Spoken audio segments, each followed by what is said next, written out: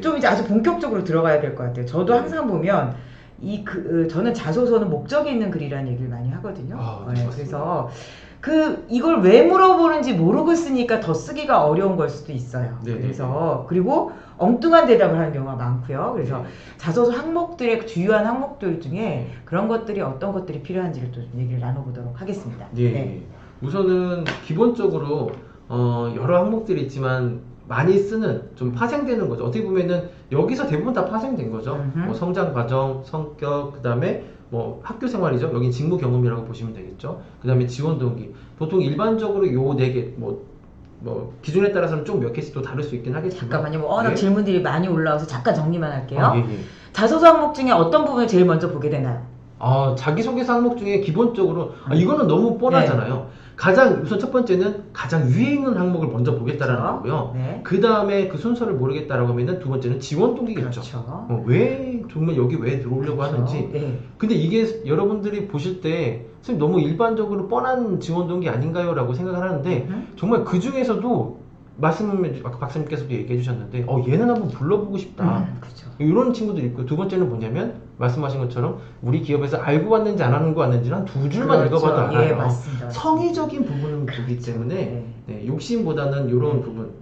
저는 그래서 자소서를 딱 보면 그 생각 아까 말씀드린 보고 싶다라는 생각이 꼭 들어야 된다. 이 친구 한번 만나보면 어떨까라는 어떤 걸 불러일으킬 수 있어야 되는데 여기 보면 잠깐 아까 지나간 얘기인데 홈페이지 찾기, 기사 찾기 이제 이런 것들이 당연히 도움이 되겠죠. 우리 굉장히 저는 기사 많이 찾아봐요. 그죠? 왜냐하면 가끔 기사를 찾아보면 거기 CEO들의 활동이나 이런 내용들이 생각이나 가치관들이 또 그 기업이 막 어떻게 가고 있는지 보기 때문에 이렇고 이제 여기 지원 동기 나왔으니까 지원 동기를 한번 얘기를 해보면 좋을 것 같아요. 지원 동기 얘기를 먼저 해주시는 게 좋을 것 같아요. 지원 동기를 일단 한번 볼게요. 자, 그럼 첫 번째 왜 지원했냐라고 물어보시면 제발 좀 첫 줄에는 지원한 이유를 좀 써주셔야 됩니다. 그쵸? 그 이유가 없긴 하지만 그러니까 동기가 원래 왜 그러냐는 걸 물어보는 건데 왜 하니? 이렇게 물어보는 건데 그죠? 그 지원 동기를 쓰면은 첫 번째 왜 지원했는지가 첫 번째 필요하고요. 두 번째는 뭐냐면 조사를 하는데 너무 러프하게 좀 조사를 해서 예를 들면 500자 한 300자 정도를 회사의 일반적인 사업을 다 때려 넣어보는 맞아. 그러니까 누가 기업 분석을 한 결과를 쓰라는 게 아닌데 무슨 그 결과 쫙 썼어요. 맞아요. 더군다나 그 기업 분석이 정말 특별하고 깊이 있느냐? 그건 아니야. 딱 기업 담당자 뭐야 이거 어서 막 그 컨트롤 CV 했네? 이 느낌이 든단 말이에요. 다 아는 거를 쓴 거거든요.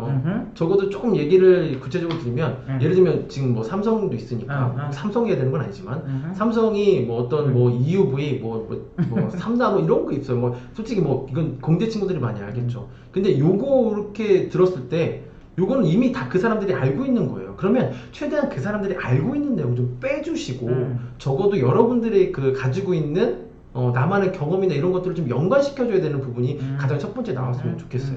왜 들어가고 싶으냐? 그리고 내가 들어갔을 때 뭘 할 수 있느냐? 그렇죠. 이런 얘기들. 반대로 이런 얘기를 많이 쓰는 게 저는 들어가서 이런 것들을 배우고 싶습니다. 이렇게 많이 왜 그러지? 배운다는 얘기 굉장히 많이 써요. 들어가서 배우겠다. 배우겠다, 성장하겠다, 내가 이런 얘기 많이 쓰거든요. 그런 얘기는 회사 입장에서 어떨 것 같으세요? 일단은 와서 숟가락을 얹겠다라는 거죠. 그렇죠. 와서 숟가락을 얹는 것보다도 좀 여러분들이 뭔가 해줄 수 있는 걸 적으셔야. 그렇죠. 그래서 뽑는 거 아니에요? 해주려고 뽑는 거지. 내가 여기서 학교처럼 가르쳐 주려고 회사는 뽑는 게 아니라는 건 꼭 좀 생각해 주셨으면 좋겠어요. 정말 그것만큼만 좀 써주면 내가 뭘 해줄 수 있는지 적어도 좀 크게 잡으셔도 돼요. 대신 이건 안 되죠.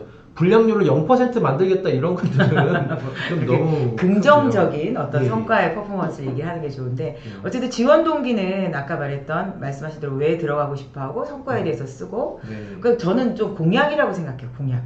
지금 선거 사전투표 하셨어요? 아직 안 하셨죠? 저 내일 하려고 하는데요. 그러니까 사실은 그렇죠. 내가 왜 어떻게 보면 굉장히 유사한 것 같아요. 그러니까 내가 이걸 여기 들어왔을 때 뭘 해줄 수 있는지까지를 밝혀줬을 때 훨씬 어떻게 보면 신뢰가 가는 부분들이 있는 것 같고요. 적어도 이거 뭘 하려고 하는지를 알고 있는 거잖아요. 그렇죠. 그래서 어떻든 그 지원 동기에 대한 부분이 있고요. 그다음에 성장 과정은 요즘 많이 안 물어보긴 해요, 그죠? 성장 과정. 네, 제일 처음에 원래 성장 과정, 성격의 장단점 이게 굉장히 많이 요즘 많이 좀 틀들이 바뀌었는데 성장 과정은 어떻게 이런 과정, 이런 뻔한 질문보다 특이한 질문들이 많던데 어떻게 답하는 게 좋을까요? 이런 질문하셨어요. 특이한 질문이 나온다고 하더라도 결국엔 파생된 거예요.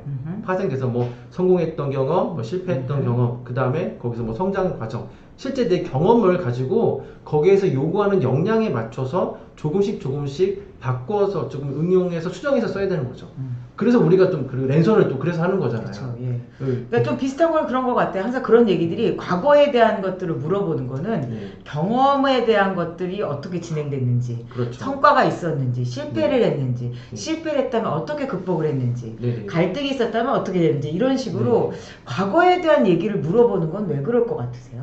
과거에 대한 경험은 그렇잖아요. 이거는 이제 여러 가지 해석이 될 수 있는데 첫 번째는 여러분들이 가지고 있는 건 경력은 없어요. 그렇죠.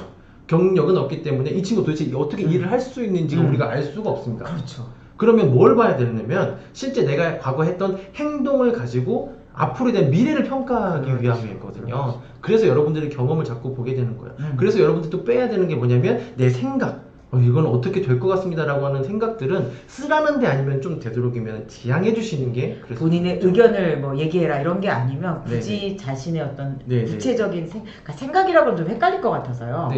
생각이라기보다 너무 주관적으로 쓰지 말라는 것 같아요. 그렇죠. 그러니까 뭐 예를 들어서 굉장히 내가 잘했다 뭐 굉장히 이런 거보다 근데 그럴 때 약간 이런 센스잖아요.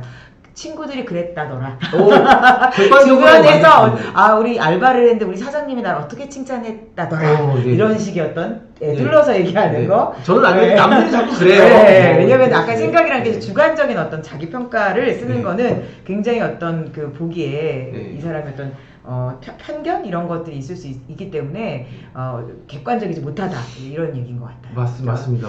그 여기 보면 또 질문이 나왔습니다. 기업이 현재 하고 있는 사업들이 이런 거 아까 좀 비슷한 얘기인데 기업을 디스하는 거 이제 이렇게 하는 게 좋을까요? 이런 얘기 하나 질문이 있었어요. 기업을 이제 어떤 문제점이 있으면 그걸 비판하는 거, 디스하는 거 이런 거를 쓰면 어떨까요? 이런 질문하고 그런 맥락에서 그러면 이걸 어떻게 접근하면 좋을까요? 자, 1번. 쓰는 게 좋을까요? 안 좋을까요? 기업의 문제점?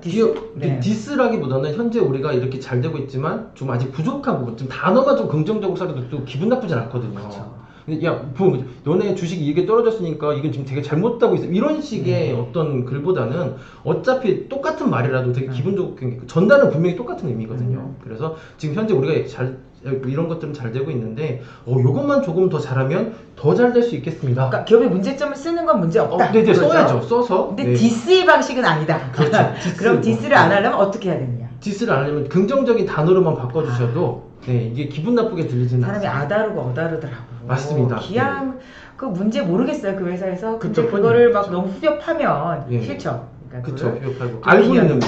기왕이면 좀 긍정적인 그리고 그것도 좋을 것 같아요. 어떻게 갔으면 좋겠다. 비전 제시, 좀 방향성. 적인 부분이죠. 저는 이렇게 생각하는데 앞으로 어떻게 좀 갔으면 좋겠다라고 하는 그런 것도 굉장히 참신할 수도 있을 것 같아요.